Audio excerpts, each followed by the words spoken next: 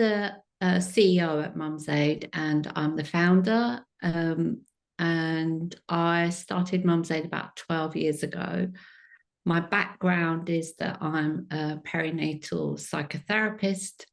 I trained more than 25 years ago. And at the time I was finishing my master's, I was working at Greenwich Mind. And I had just returned after having had my daughter. And as I was doing my thesis, I decided to do it on postnatal depression, because I'd become aware, kind of mixing with other mothers, that there was just sort of a lack of support, really, that I was, quite sort of flabbergasted, really, I think is the word, to sort of see that there was so little help for mums out there. At Mind, we'd had a women's support group that had a creche, but there were kind of no younger women coming. It had been taken over by older women who enjoyed it so much that they just didn't stop coming. And as we were trying to encourage younger women in, it felt like it would be a good match to start with a group for new mums. And I think that was kind of it, really. I just sort of got the bug from there, of like a passion about postnatal mental health. Back then, people weren't really talking about perinatal mental health. It was, if they mentioned it at all, it was postnatal depression. So maternal mental health, sometimes called perinatal mental health. So peri just means around, and natal means the birth. So that means that it's both before and during and after. And that kind of way of thinking about those difficulties that new mums face is quite new, really. I mean, over the last sort of maybe 5 or 6 years. Before that, people really had a focus on postnatal mental health, and in particular postnatal depression. But that was always really a misnomer. I mean, I sort of understood that from the very first groups that I ran, that the women who were coming to be supported for alleged postnatal depression actually more often than not had anxiety. And that was at least as common as postnatal depression. And then I think people have become more aware that, as I say, over the last sort of 5 or 6 years, that it's increasingly difficult, difficulties that can arise during pregnancy as well. So the most common problems that women present with, it's not kind of the classic that people think of as depression and not having a bond with their baby. In fact, many women do have a bond with their baby, and that means that they don't reach out for help because they've heard that, oh, if you've got postnatal depression, you haven't got a bond with your baby, but I love my baby, so therefore it doesn't apply to me. But actually, many women, it's not the converse is true. They're actually maybe like so concerned with their baby that anxiety can arise. You get women who kind of need to check their babies all the time because they feel so anxious. So I'd say the most common difficulties that we see postnatally are depression, anxiety, which can take the form of intrusive thoughts or OCD. There are also lots of women who have experienced, unfortunately, traumatic births, and then that leads to a kind of birth trauma, like PTSD symptoms. And then going back to pregnancy, again, there can be anxiety. There can be, some women get very low. There is a condition called hyperemesis, which is like the most severe form of morning sickness.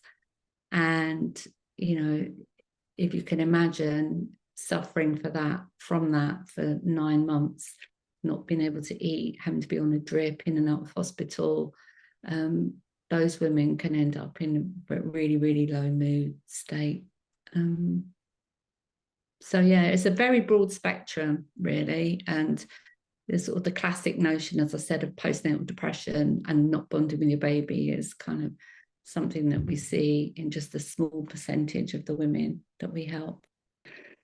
So we offer a range of therapeutic counselling and different groups. It's a tailored response, really. So, you know, given that there is just not one condition that we're trying to respond to, we very much kind of look at what does that woman need. So over the last 25 years, I've developed a model called the START model that kind of has some sort of structural components to it that define the number of weeks that we offer, how we respond, how many follow-ups, etc., that we do.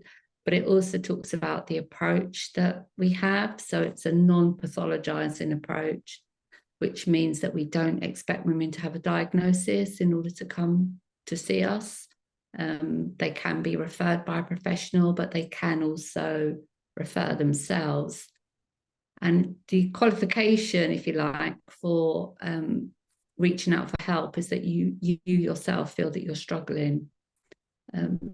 So within the counselling model, for mums who are over 21, we offer 12 weeks plus 2 follow-ups. But then we've also got some targeted services that are aimed at groups that we know are particularly vulnerable. So the 3 that we're running currently are for Aquaba, which offers psychoeducation as well as culturally specific counselling for Black and global majority mums. Then we have Mighty Acorns, which supports mums who've had a baby born with a disability or a medically complex condition. And we have Young MumsAid, which supports mothers who are 21 and under, but we will go up to 25 if they've got special educational needs. Those 3 services are all more holistic than the generic service. So alongside an offer of counselling, we have groups, we do outreach visits, we'll arrange practical support with benefits and equipment or other ways to other supplies that might be needed. Well, we see really good benefits. You know, we see improvements in mental health. The majority of women who if they've attended the counselling regularly will drop below the depression threshold, which we measure on a scale called the Edinburgh Depression Scale. But we also see improvements in their confidence. We see improvements for those that have had an issue of bonding with their baby, we see improvements in that. For younger mums, where we're offering psychoeducation, we also sort of see that they can learn a lot about the needs of their babies. And I think with the group activities in particular, there is a real benefit in terms of reducing social isolation, which we know is one of the biggest contributing factors towards women struggling after they've had a baby. So I'd say, well, one myth is that postnatal depression means being depressed, whereas, you know, in fact, it can be and is just as likely to be anxiety as it is depression. A second myth is that it means that you don't have a bond with your baby, whereas in fact, you may actually have an over concern with your baby, or just, you know, just a good bond with your baby and still be struggling. And a third myth would be that if you leave it alone, it will get better with time. And for some women, that may be the case, but for many women, if they don't get support, they will be still struggling when they're babies are, 2, 3, 4 years old. So there is definitely more awareness than there was 12 years ago. There's been a lot of campaigning by organisations like Maternal Mental Health Alliance, of which MumsAid have been a member since the start. And that has sort of been successful in the fact of getting the word out there. And I think it's also been helped that there have been lots of celebrities that have come forward, talking about their stories of postnatal depression. And just that generally now we live in a world that is much more open to discussing mental health, and there's less stigma about it.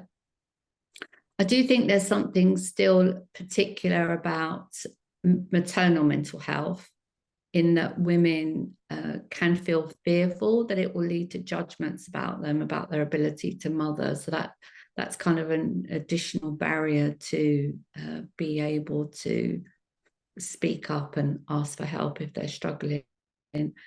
But generally, I think that there is definitely more awareness, and definitely from what it was anyway, but that was a very low bar. In terms of services, the UK has done quite well. In particular, England now has a perinatal mental health service in each location run by the NHS. But the threshold to access that is still very high. And so although there is much more than there was when I first began working in the area, when there was very little, if nothing at all, there's still a long way to go. There's still, for the NHS services, big waiting lists. Lots of women who should be eligible are denied a service because they don't meet the threshold. And, we end up seeing women who have accessed other services sometimes and they've not really been appropriate. They've not met their needs. They've been either online, telephone, whereas really an isolated mum just really wanted human connection and a therapist to meet with in person, or a group to go to where there was a kind of therapeutic understanding and basis of the group for other mums that she could make peer connections with. I think for mums who are struggling, they do need to make sure that they are having a conversation with their health visitor, really. That should be their first port of call, and then they will, be able to direct them to, if they need to see their GP, and or to what support services there might be available in their local area. There are some helplines. There are some national helplines where people can call, like the Association of Postnatal Illness.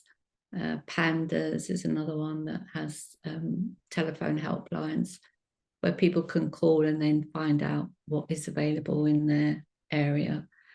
But as I said, the most important thing, I think, is just to not sort of struggle in silence, but to reach out and ask for help.